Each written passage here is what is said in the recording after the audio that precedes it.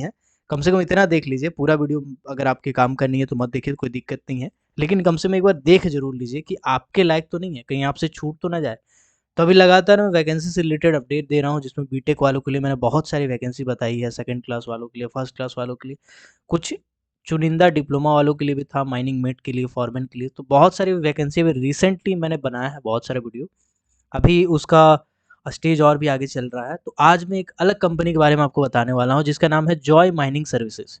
तो Joy mining services में आखिर लोग कहते हैं कि अप्लाई कैसे करें। लोग क्या करते हैं मैं आपको बताता हूँ। कोई भी ब्राउज़र ओपन करेंगे, यहाँ पे टाइप करेंगे जॉय माइनिंग सर्विसेज या फिर जेएमएस, जो भी आप टाइप करना चाहते हैं। इसके बाद जो पहला नंबर पे आपका एडवर्टाइजमेंट आ रहा होगा, पहला नंबर पे जो लिंक आ रहा है, जिसको आप देख पा रहे हैं, JMS mining private limited, welcome to JMS, green tick के साथ है, www.jmsmining.com। जी बिल्कुल, ये ऑफिशियल वेबसाइट है। मैं इसे मना नहीं कर रहा हूँ कि ये ऑफिशियल वेबसाइट नहीं है, बट मैं कुछ चीज़ आपको बताना चाहता हूँ कि इसमें आपको वैकेंसी कैसे मिलेगा। आप सोचेंगे इसमें क्लिक करके, चलिए तो मैं इसमें क्लिक करता हूँ। क्लिक करने के बाद आप सोच इसमें स्क्रॉल कीजिएगा, आपको कोई ऐसा टैब नहीं देखने को मिलेगा। फिर आप ऊपर आइएगा और ऊपर आने के बाद या तो यहाँ पे कैरियर टैब है, इसमें क्लिक कीजिएगा। तो चलिए कैरियर टैब में क्लिक करते हैं। कैरियर टैब में क्लिक करने के बाद आपको यहाँ पे एक भी वैकेंसी देखने को नहीं मिलेगा। नीचे में आपको एक ऑप्शन दिखेगा सबमिट पीडीएफ वर्जन, जो इसका कोई फ़ायदा नहीं है। आप पीडीएफ अगर जमा करते भी हैं तो कोई उसका फ़ायदा नहीं होता है जनरली इन कंपनीज़ में। ऐसी बहुत सारी कंपनीज़ में जहाँ पे आप अगर पीडीएफ में रिज्यूम डालते भी हैं तो जनरली कॉल नहीं आता है, ठीक है। बहुत ही रेयर केस में या बहुत कम वैकेंसी आई, क्योंकि उनके पास ऑलरेडी इतना रिज्यूम है, ऑफलाइन भी ऑनलाइन भी, कि उनके पास समय नहीं है कि इस रिज्यूम को फ़िल्टर करें। तो इसीलिए रिज्यूम डाल के ऐसे में कोई फ़ायदा नहीं है। फ़ायदा कब होगा मैं आपको बताता हूँ। चलिए आगे बढ़ता हूँ। तो आपको कैसे पता चलेगा, मैं कह रहा हूँ कि जेएमएस में वैकेंसी निकला है, आप ऑफिशियल साइट खोल के देख रहे हैं, आपको नहीं मिल रहा है, तो फिर आपको लगेगा कि नहीं है।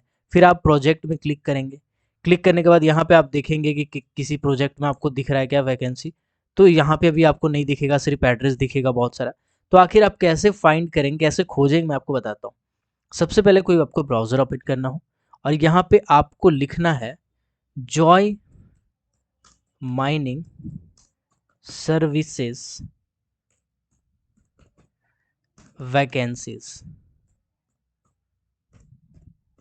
ये आपको सर्च करना है। सर्च करने के बाद पहला नंबर पे जो टैब आएगा, ऑब्वियस सी बात है, ये आप देखिएगा गौर से, www.jmsmining.com। यही इसका ऑफिशियल वेबसाइट था, थोड़ा देर पहले मैंने अभी आपको देखा था। और यहाँ पे इसका एक सब डोमेन है वैकेंसीज। कभी भी ऐसे एरो करके कुछ लिखा होता है तो इसका मतलब उसको हम लोग कहते हैं सब डोमेन। मेन डोमेन की बात करें तो ये आपका मेन डोमेन है और ये आपका सब डोमेन है। मतलब एक सब डोमेन नाम से पेज बनाया गया है वैकेंसी को लेके जेएमएस के द्वारा। आप इसमें क्लिक करेंगे, इस जगह पे देखिए आपको देखने को मिलेगा करंट अपॉर्चुनिटी। अभी रिसेंट में कौन कौन सी वैकेंसी निकली हुई है, यहाँ पे आपको देखने को मिलेगा। तो देखिए ऐसा क्यों होता है कुछ कंपनीज में, मैं बताता हूँ। थोड़ा सा यहाँ पे जो वैकेंसीज वाला टैब आपको दिख रहा है, ये एक सब डोमेन है ऑफिशियल वेबसाइट ही, ऐसा नहीं कि ये फेक वेबसाइट है, लेकिन ये एक उसका एक सब डोमेन है, स्लैश करके लिखा हुआ है, इसलिए इसको सब डोमेन कहेंगे। नहीं तो मैं आपको इसका एक एग्जांपल दिखा देता हूँ। जैसे यहाँ पे देखिएगा, मैं अभी आपके सामने ओपन किया था प्रोजेक्ट वाला पेज, तो ऑफिशियल वेबसाइट से ओपन किया था jmsmining.com/project। तो प्रोजेक्ट क्या है, इसका एक सब डोमेन वाला पेज था। इसी तरह से वैकेंसीज वाला भी एक सब डोमेन वाला पेज है, जिसको आप खोजेंगे तो पेज में ही मिलेगा कहीं ना कहीं। लेकिन अभी आप डायरेक्ट मैं आपको दिखा रहा हूँ कि कैसे आप खोजेंगे। चलिए मैं बताता हूँ कौन कौन से सीट की अभी वैकेंसी निकाली हुई है। पहला जो वैकेंसी है वो है माइनिंग इंजीनियर का। जो क्वालिफिकेशन में बोला गया है, जो बीटेक किए हुए हैं, बैचलर ऑफ टेक्नोलॉजी, बी किए हुए हैं यानी बैचलर ऑफ इंजीनियरिंग, डिप्लोमा किए हैं यानी डिप्लोमा इन माइनिंग इंजीनियरिंग। इसके साथ ही साथ इसमें से कोई भी डिप्लोमा है, बीटेक है, बी है, कुछ भी है, कोई दिक्कत नहीं। इसके साथ ही साथ फर्स्ट क्लास या फिर सेकंड क्लास, फर्स्ट क्लास या फिर सेकंड क्लास सर्टिफिकेट होल्डर हैं आप, तो आप इस पोस्ट के लिए अप्लाई कर सकते हैं। कौन सा पोस्ट, माइनिंग इंजीनियर का पोस्ट के लिए अप्लाई कर सकते हैं। एक्सपीरियंस क्या चाहिए, 0 से लेकर के 10 साल। कभी भी जब एक्सपीरियंस में रेंज लिखा जाता है, इसका मतलब ये हुआ कि preference should be given to जिसके पास ज़्यादा एक्सपीरियंस है। अगर कैंडिडेट उनको बराबर का मिल गया तो फिर उनको प्रेफरेंस दिया जाएगा जिनके पास ज़्यादा तजुर्बा है। और जनरली इन कंपनी में तजुर्बा ही चलता है। तो 0 से 10 साल लिखा हुआ है। तो यहाँ पे देखिए कैंडिडेट कितने पहुँचते हैं, उस पे डिपेंड करता है, कितने कैंडिडेट को बुलाया जाता है, कितने कैंडिडेट को शॉर्टलिस्ट किया जाता है, कितने इंटरव्यू पे आते हैं, तो उस पे डिपेंड करता है।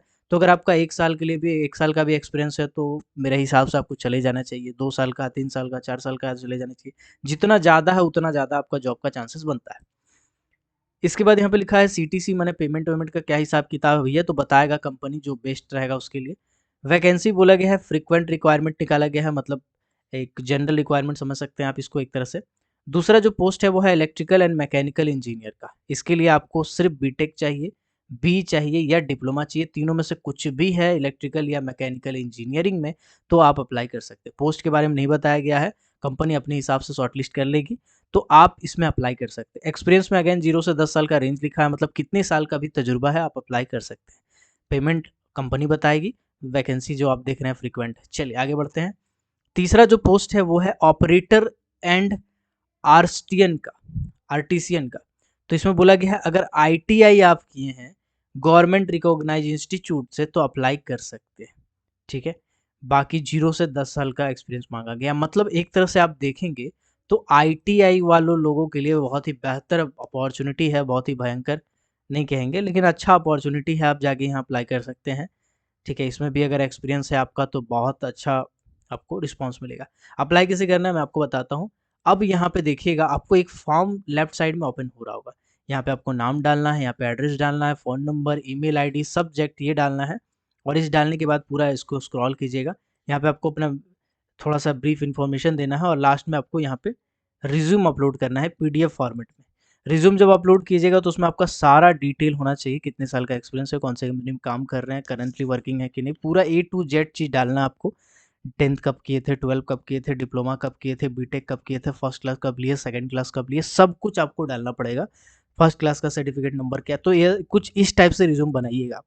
यहाँ पे सेंड रिज्यूम में क्लिक कीजिएगा तो देखिए अब जो रिज्यूम जाएगा ना वो कंपनी को डायरेक्ट नहीं जाएगा बल्कि सब डोमेन के जरिए जाएगा, वैकेंसीज के जरिए जाएगा।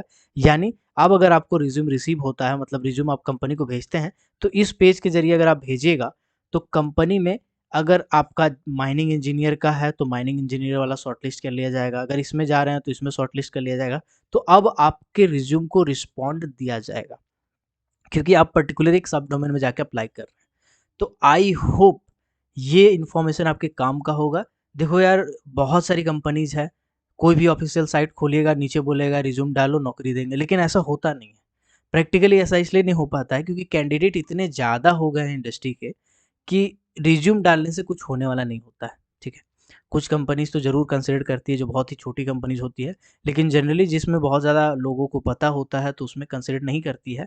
फिर आपको जब वैकेंसी निकलता है, रिज्यूम अपलोड करने बोलता है, उस टाइम कीजिएगा तो फिर वो कंसिडर करेगा।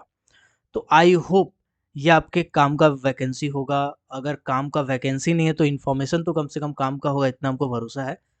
मिलते हैं किसी और वीडियो में। अगर आपने अभी तक हमारे चैनल को सब्सक्राइब नहीं किया है तो चैनल को सब्सक्राइब कर दीजिएगा और अपने दोस्तों के साथ शेयर कीजिएगा।